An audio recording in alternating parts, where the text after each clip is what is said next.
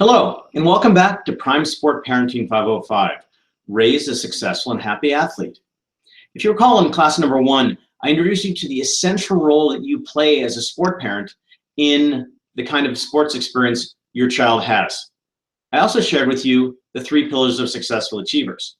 In class number 2, I talked about the 5 attitudes that lead to athletic success. In class number 3, I shared with you the essential role, the importance you have in sending the right messages to your kids that, again, impacts their sports experience. In our last class, class number 4 today, I'm going to discuss with you at a very practical level the do's and don'ts of sport parenting. So let's get right to it.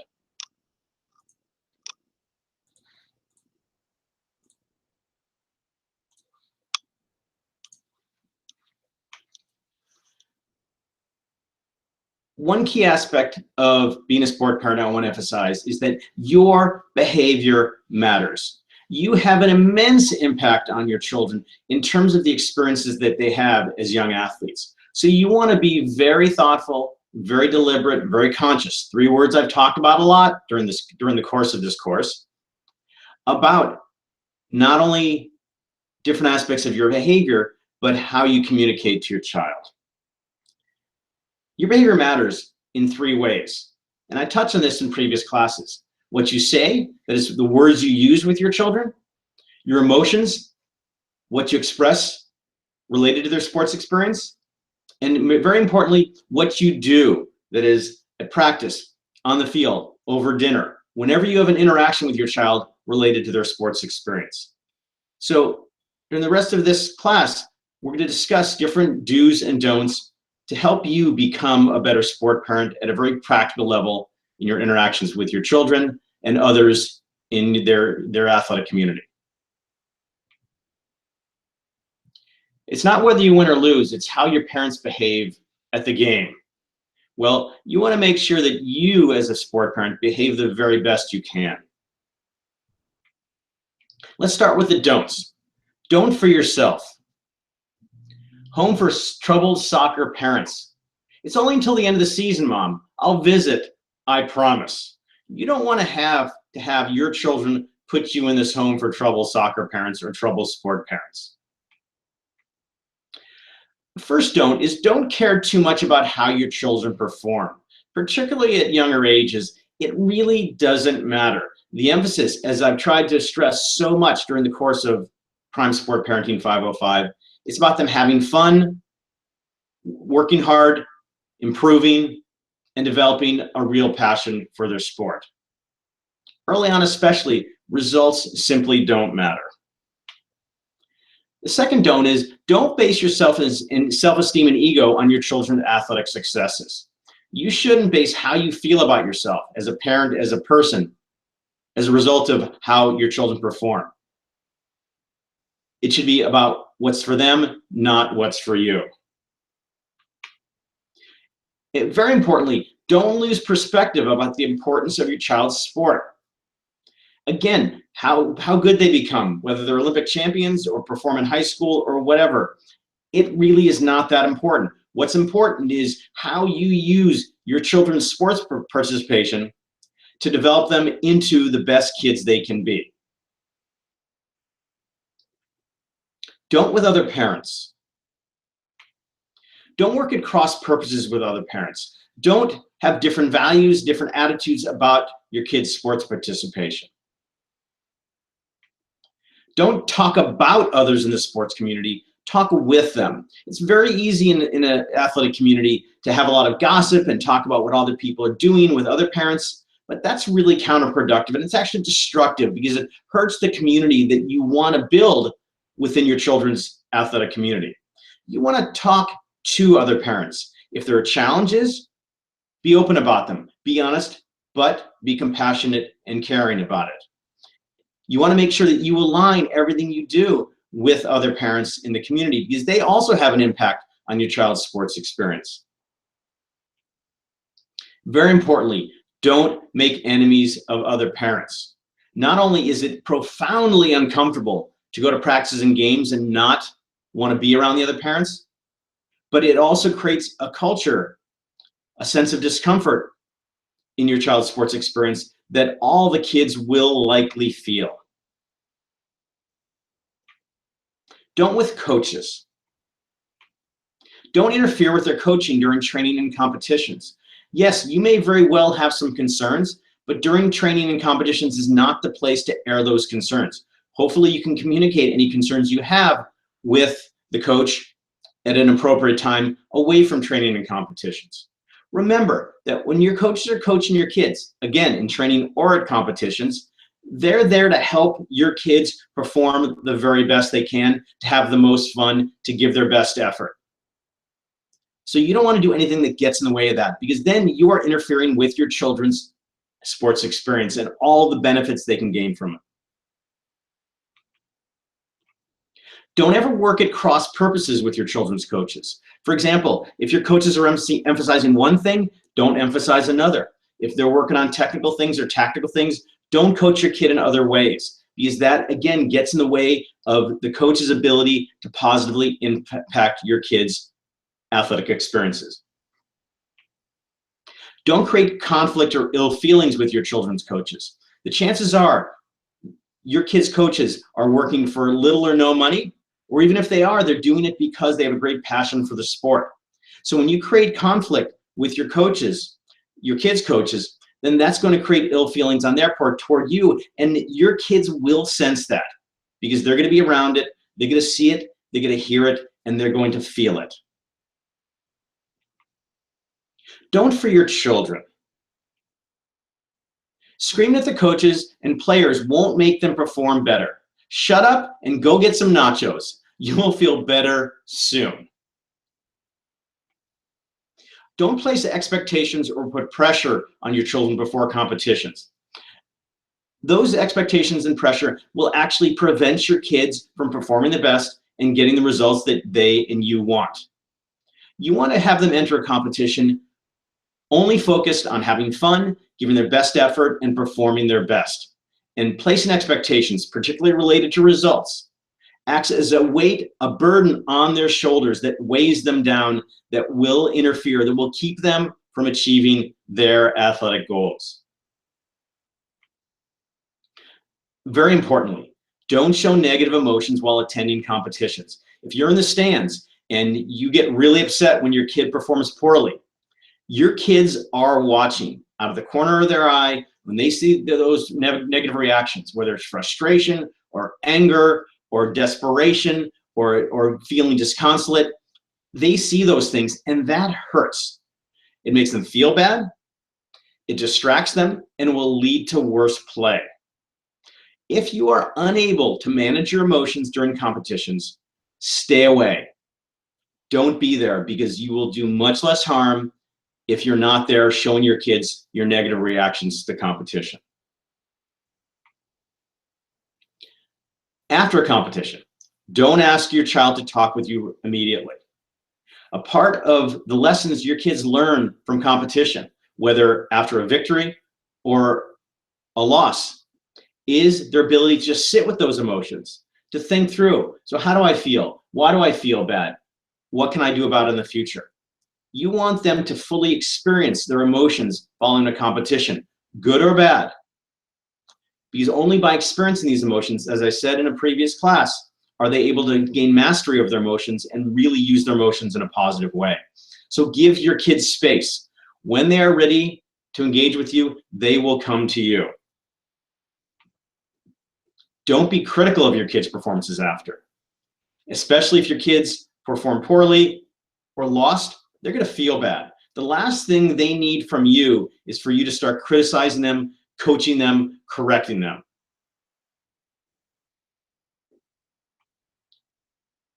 Don't talk about results. This is a theme that's throughout Prime Sport Parenting 505. Your kids know that results matter. They want to get good results. They want to win. They want to have victories. They want successes. But if you're constantly talking about results, then they're going to come to see that results really matter a lot to you.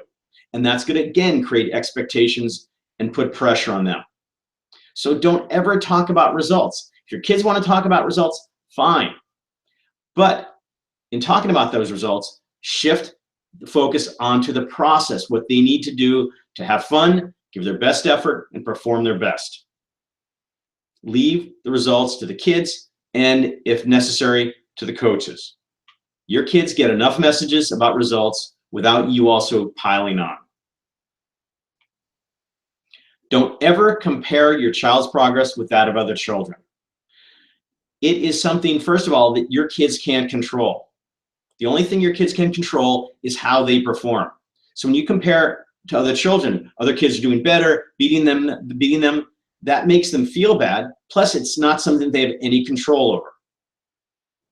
Also, how your kids are doing compared to other kids now doesn't really matter. Because the fact is, your kids might be behind some other kids right now, but in a year or 2 or 3 years, it could be the exact opposite. So you always want to focus on your children's progress in their own right. What improvements are they making? Are they getting better? If they're doing that, they're heading in the right direction. Some more don'ts for your children. Don't expect your children to get anything more from their sport than fun, physical fitness, love of a lifetime sport, and transferable life skills. If your kids accomplish these things, they are not only going to have their sports experience be incredibly positive, they're more likely to continue their sports participation throughout their childhood years and into adulthood, but they're also more likely to find success. Now, as much success as you might want them to find, well, that depends on a lot of factors, such as genes, their passion for the sport, their natural aptitudes. But if you can focus on these areas, they will find success. Don't think of your children's sport as an investment for which you expect a return, especially a monetary return, but also an ego return. Your ROI, your return on investment, includes the ones that I just described above: fun, physical fitness, love of a lifetime sport, and transferable life skills. If your kids accomplish that, that's been a great ROI for you.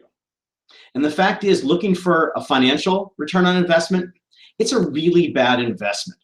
For example, a few years ago, the New York Times did a series of articles looking at how kids get, and is it worth getting, athletic college scholarships.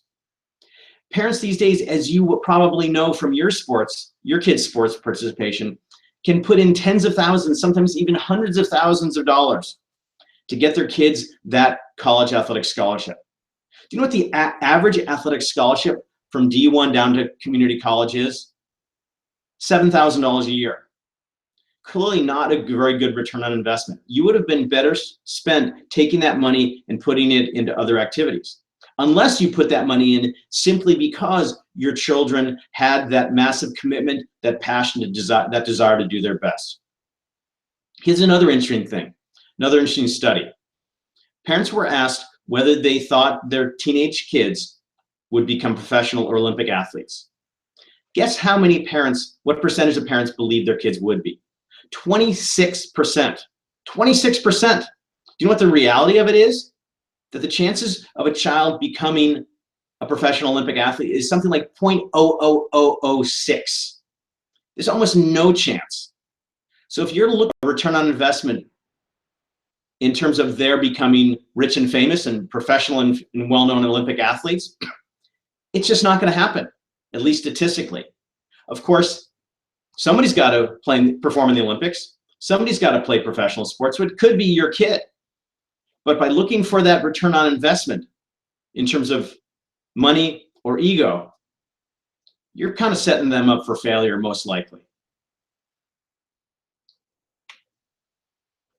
Don't live out your own dreams through your children's sport. I see this so often in my practice where parents were frustrated athletes themselves, but by gosh, they're going to make sure their kids are superstars.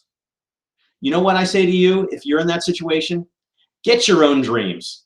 Do something for yourself. Find meaning, satisfaction, and joy in your own life. Pursue your own dreams. Let your kids pursue their own. That is an incredible gift you give them when you let them live their own lives and you don't inject your life into their dreams, into their hopes, into their goals. Some more don'ts for your children. Don't make your children feel guilty for the time, energy, and money you're spending and the sacrifices you're making for their sport. That is your decision. Don't use guilt as a motivator to try to get them to work harder or get better results. If you're not comfortable with the time, energy, and money you're spending, maybe decide that you don't want to devote those 3 areas to your children's sport, but into another area.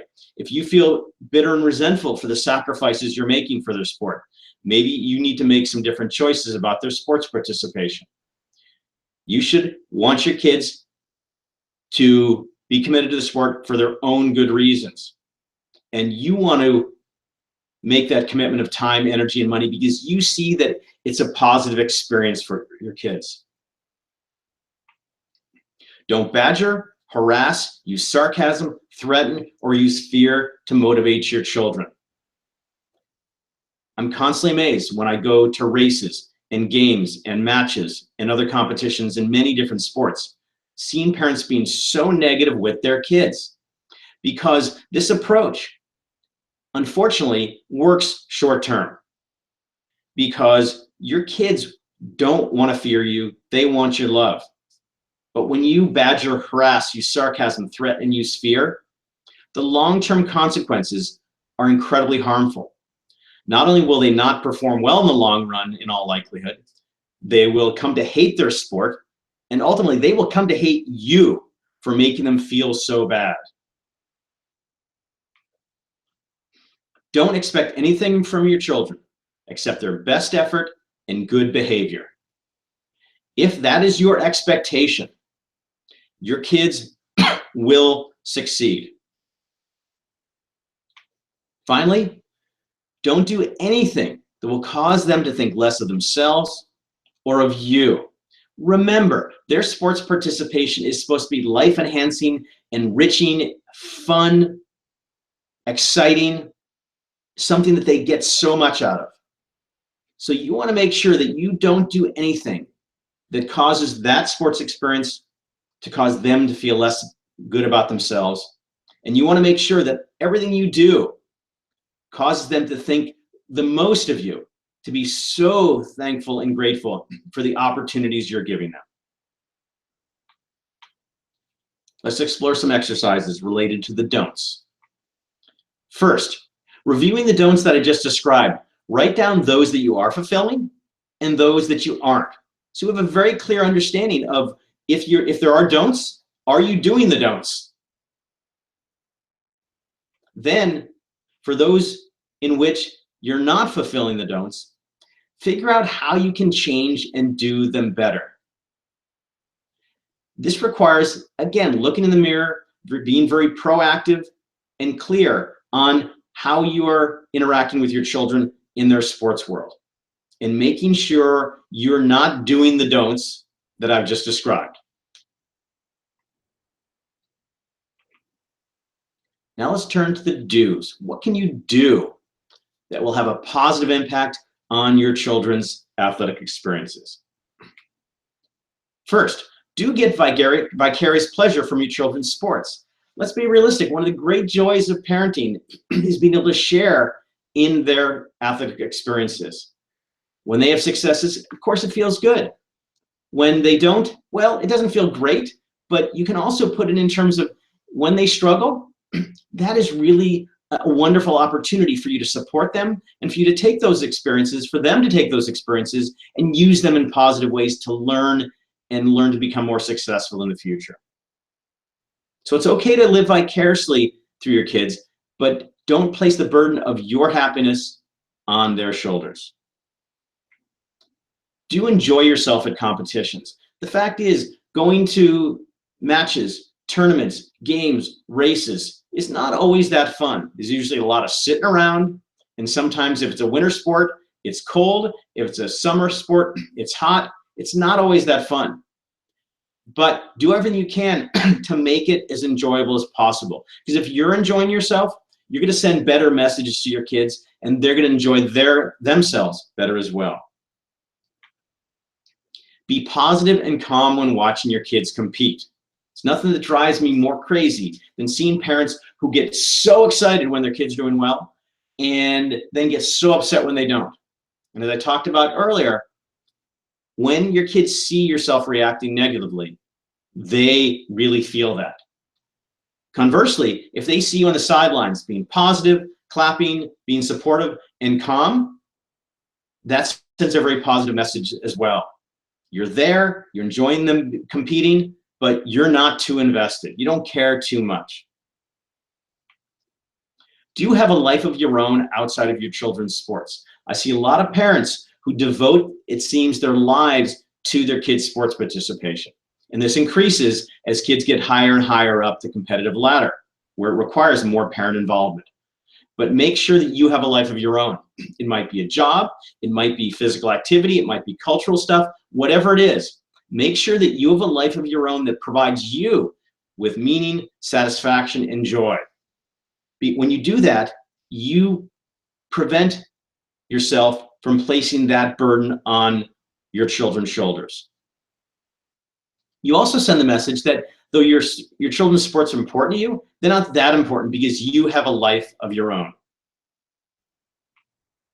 Do with other parents. Do create a shared set of values, attitudes, and behaviors for parents to follow. I encourage teams and athletic programs to proactively sit down with parents, create a parent committee to decide what kind of messages that the parents want to communicate to all the kids in the program. Again, what values, attitudes, and behaviors parents should exhibit and should not exhibit at practices, at competitions that will send the right messages to their kids. The more you can do this proactively, the more likely parents will adhere to that agreed set of values, attitudes, and behaviors. And when there are transgressions, it's easier to step in and say, this is what we all agreed to follow. And parents are more likely to fall back into line. Do be a good role model for other parents. You might be a really experienced sports parent, or you might have been an athlete yourself or a coach yourself, so you know what it takes to be a good sport parent.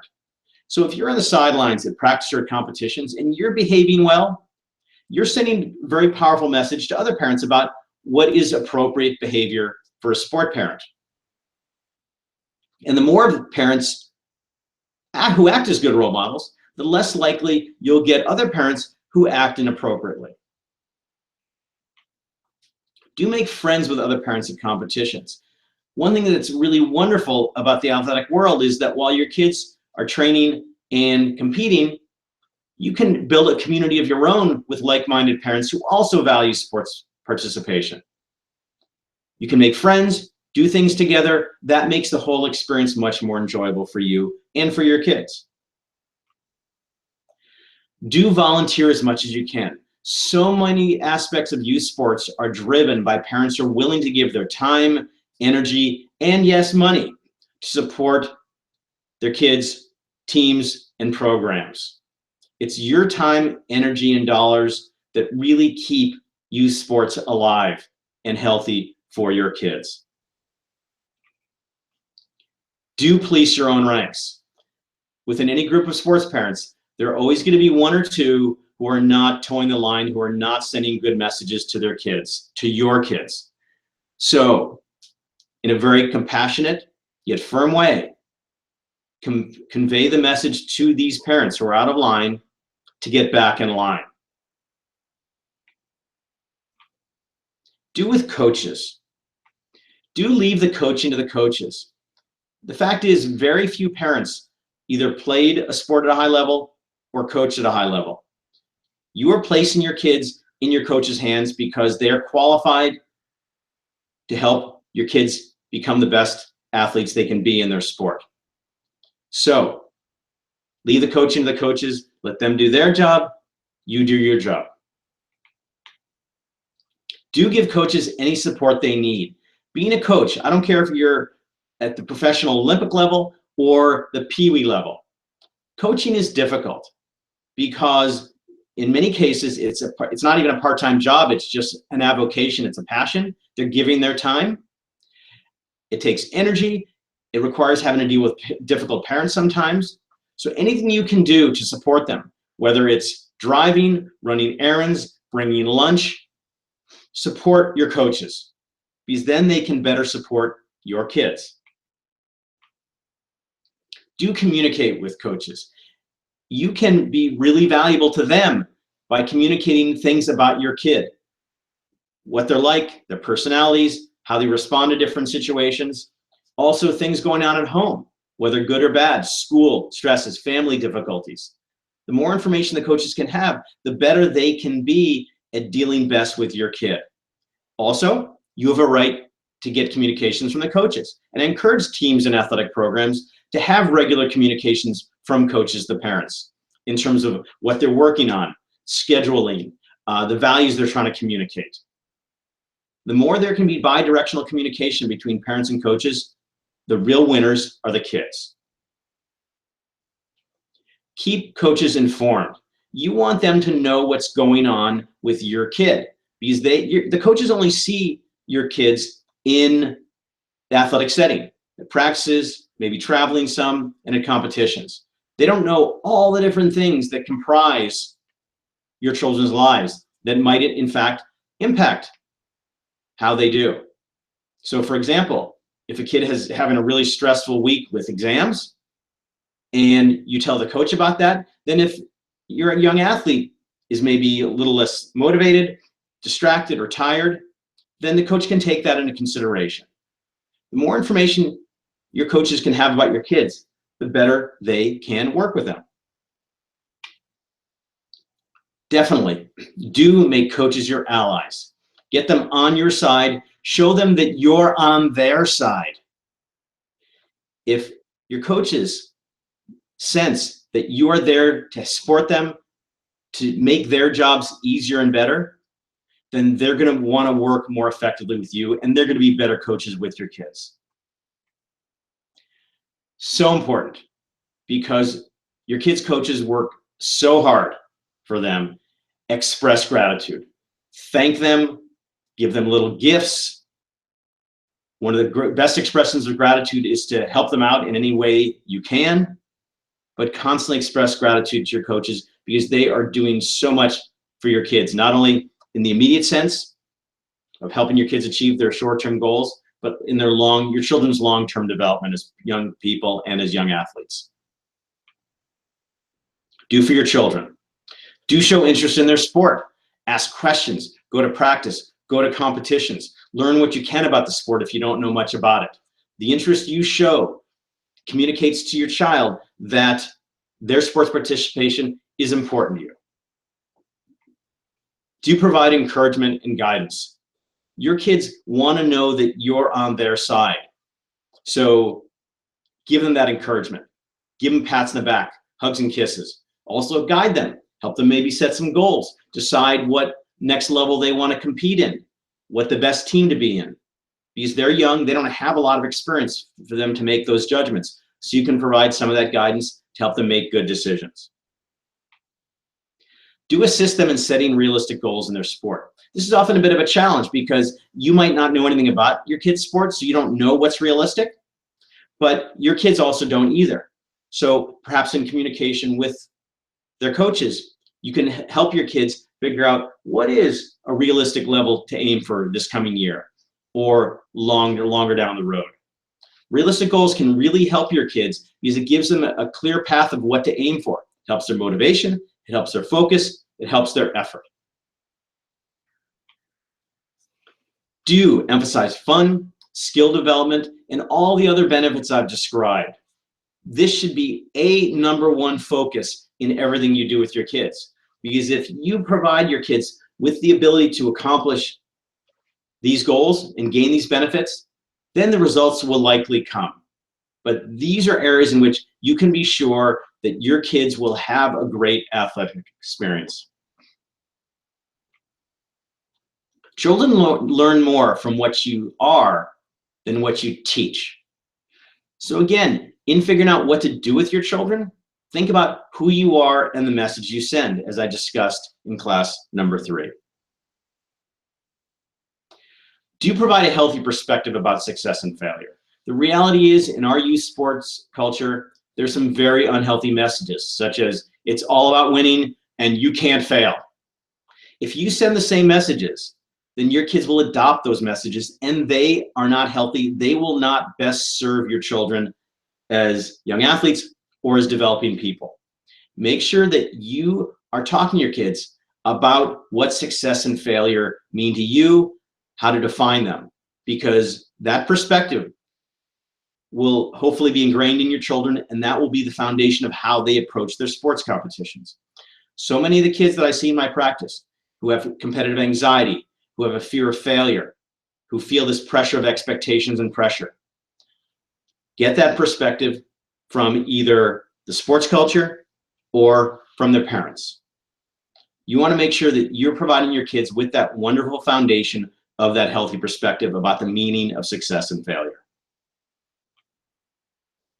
Do emphasize process over outcome and reward effort rather than results. This has been a theme throughout Prime Sport Parenting 505. It's about the process, the process, the process. What do your kids need to perform their best, to have fun, to give their best effort? If they focus on the process, they're more likely to get the outcome they want. Also, you don't need to reward results. You don't need to give them all kinds of love and attention and gifts for results. You want to reward their effort. And again, if they give their best effort, they will find some success. How much success? Again, that depends on a lot of factors. But if you can teach them the value of hard work and reward effort, that's going to serve them so well in so many aspects of their lives as they develop into adults. Definitely do intervene if your child's behavior is unacceptable. There's so much emphasis these days on just winning to the exclusion of good teamwork, being a good sport, children's behavior. For me, that sends a really bad message that kids can act any way they want as long as they get the results they want. So, before every season, sit down with your children and talk to them about what is acceptable behavior at practice, in competitions, with teammates, with competitors, with coaches, and what is unacceptable. And then have real consequences when the behavior is unacceptable, such as not allowing them to go to practice or play in an upcoming competition, and certainly reinforce and reward good behavior. Anyone can have a child and call themselves a parent. A real parent is someone who puts that child above their own selfish needs and wants. And the reality is, with sports participation, there are so many things that can seduce parents away from that particular definition of a real parent. And so you need to be very aware of that pull on you, that unhealthy seduction, and do everything you can to resist it and stay focused on what's best for your children and their development as both young athletes and as young people. Do understand that your child may need a break from sport occasionally.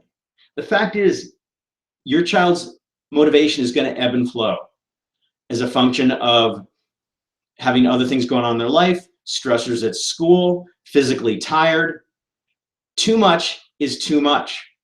And yet there's such pressure in our youth sports culture that kids need to be practicing and training and competing constantly. That leads to burnout. So I encourage you to build rest and breaks into your child's athletic season. That time away is actually an incredible benefit that will pay off later in the season when the competition gets more intense and there are more of them. So just because your kid says they want a break doesn't mean they're going to quit, doesn't mean that they've lost their motivation. It just means they need a break. And most often, 99% of the time, they want to come back sooner than the break is scheduled. Do keep a sense of humor.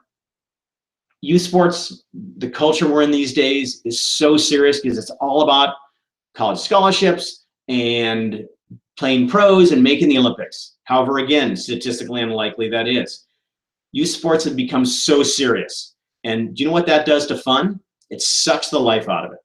So if you're having a good time, if you have good cheer, if you're laughing and joking a lot, that sends a very important message about how you view sports, and your kids hopefully will then adopt that same attitude of levity, of fun, of lightness, not that burden and that heaviness of seriousness. Do make your children proud of you. That's sort of a funny little twist on things, because it's about being proud of your kids, but you want them to be proud of you as a sport parent. They want to look to you and go, my dad's a great sport parent. And I can tell you in my practice, one of the first things I do in the first session I have with athletes is I ask them to rate their parents on a 1 to 10 scale, where 1 is the worst type of sports parent and a 10 is the best type of sports parent. You want to be up there in the 8, 9, 10 range, I assure you. That alone will have a huge impact on your child's athletic experiences. Do express your love for your children, no matter how they perform. They come off the field, the course, the court, the hill. First thing you say is, I love you, give them a hug and a kiss. That alone sends an immense message when they're already feeling bad if they didn't have a good performance. Your love is the antidote for all things that are bad about youth sports. If you keep your love of your children, of the sport, then they're going to feel the same way, just as I talked about in class number 1. Some more exercises now for the do's. Reviewing the do's just described. Write down those that you're fulfilling, what do's you're good at, and those that you aren't. Then for the latter, the ones that you're not so good, the do's you're not so good at, indicate how you can change and do them better in the future. With these 2 sets of exercises in this class, you're identifying the don'ts that you're either good at or not so good at, and figuring out how to get better at removing the don'ts, and also identifying the do's you do well and you're not so good at, and increasing doing the do's that are working the best. Class number 4 challenge. Do the do's and don't do the don'ts. Pretty simple calculus here, pretty darn clear. Review the notes in the Prime Sport Parenting 505 workbook and really give thought to where you are with the do's and don'ts, and make sure that you're doing the do's and you don't do the don'ts. In fact, here's a good practical bit of homework. Choose 3 do's that you aren't doing and 3 don'ts that you are doing. Then commit to doing the do's and not doing the don'ts. With that said, it's time to wrap up Prime Sport Parenting 505. We've addressed a lot of material over the last 4 classes. Hopefully you've gotten some deep insights, some useful information, and some practical tools you can use to become the best sport parent you can be. The key topics we talked about. First, the 3 pillars of successful achievers: self-esteem, ownership, and emotional mastery. We talked about the 5 attitudes for athletic success, that if you can instill these attitudes in your kids, not only are they going to enjoy their athletic experience, but they're also going to find some level of success. Plus, these are 5 attitudes that apply to their education, to their careers, and also to relationships. So with these 5 attitudes, you set them up for success in so many aspects of their lives. Class number 3, I talked about sending the right messages in a world where your kids are being bombarded by truly unhealthy messages. If you can send the right message to your kids about their sports participation early in their lives and frequently, they will ingrain those. Those messages will become their defaults, those attitudes, those values, those behaviors, and they're more likely to then take ownership of them and express them themselves. Also, instilling these healthy messages early on will also protect them. They'll be like this force shield from all the unhealthy messages that they're likely to get as they venture out into the world.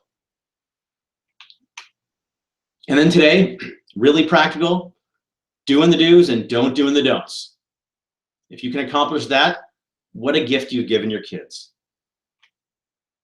Lastly, As you continue along on this road of sport parenting, as your kids immerse themselves deeper and deeper and climb higher and higher in their sport, you want to be conscious about how you are as a sport parent. Because again, we are all human beings and we sometimes communicate some things that are not so healthy. The more conscious you are of them, the less likely you will communicate those unhealthy messages. Be deliberate. Make conscious choices about how you want to be as a sport parent with your kids in their athletic participation. Finally, be active. As I've said before, being a sport parent is not a part-time job. You have regular opportunities to communicate the kind of messages you want so your kids will become successful and happy young athletes. I want to thank you so much for attending Prime Sport Parenting 505. Hopefully you've gotten a lot out of it. I certainly welcome any feedback you might have in ways that I can improve the class. Also, if you feel like Prime Sport Parenting 505 wasn't quite enough and maybe raised more questions for you, please feel free to reach out to me. I'm happy to discuss the possibility of working one-on-one with you. You see my email address, you see my telephone number. I'm always welcome to an email message or a call. Anyway, thanks so much, and all my best to you to be the best sport parent you can be.